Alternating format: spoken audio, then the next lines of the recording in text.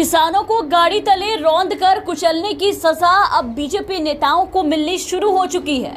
इसका असर हरियाणा में देखने को मिला, जहां लखीमपुर खीरी और हरियाणा के अंबाला में किसानों के साथ हुए बर्बरता पर गुस्साए किसानों ने वोट मांगने आए बीजेपी नेता को लपड़ों से नवाज दिया।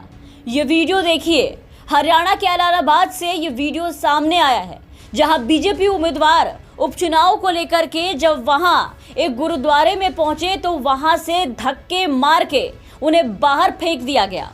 चुनाव प्रचार करने नेताजी पहुंचे थे गुरुद्वारे में मत्था टेकने के लिए, वहां के लोगों को अपने पाले में लेने के लिए, जहां किसानों ने उनका भारी विरोध किया।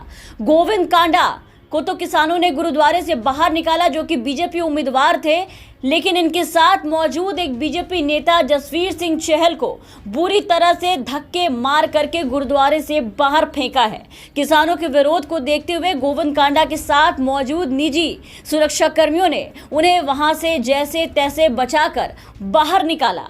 देखिए पूरी वीडियो, कैसे किसानों ने बीजेपी नेताओं की अच्छे से हजामत की है।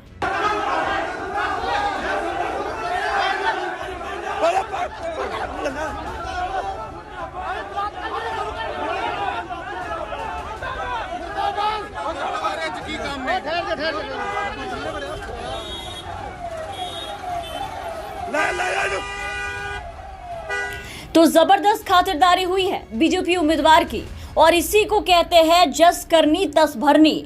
और मुख्यमंत्री मनोहर लाल खट्टर की भाषा में जैसे को तैसा। अभी कुछ दिनों पहले ही मुख्यमंत्री खट्टर ने किसानों पर लाठी उठाने को लेकर कहा था जैसे को तैसा।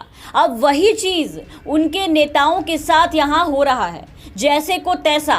इन्होंने किसानों के गाड़ी से धक्के मारने की कोशिश की थी, तो आज किसानों ने वहां गुरुद्वारे में पंजाबी समाज के लोगों ने भी इनको गुरुद्वारे से धक्के मार के बाहर निकाला।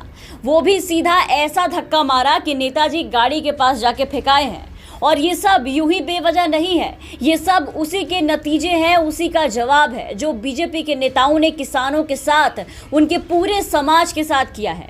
चुनाव के पहले जिन किसानों को जमकर गाली गलौज किया है बीजेपी नेताओं ने, जिन्हें आतंकवादी और खालिस्तानी थलुए कहा, जिसे अभी गाड़ी से रौंद के कुचलने की कोशिश की, आज जब उपचुनाव नजदीक आए, जब किसानों के मतदाता बनने का समय आया, तो ये आतंकवादी इनके लिए अन्नदाता हो गए, वोट मांगने यहाँ तक पहुँच गए। लेकिन कहते हैं ना, जो बोओगे वही काटोगे। तो बस बीजेपी नेताओं ने इन 9-10 महीनों में किसानों के साथ जो किया, आज किसानों ने उसी का जवाब इन्हें दिया।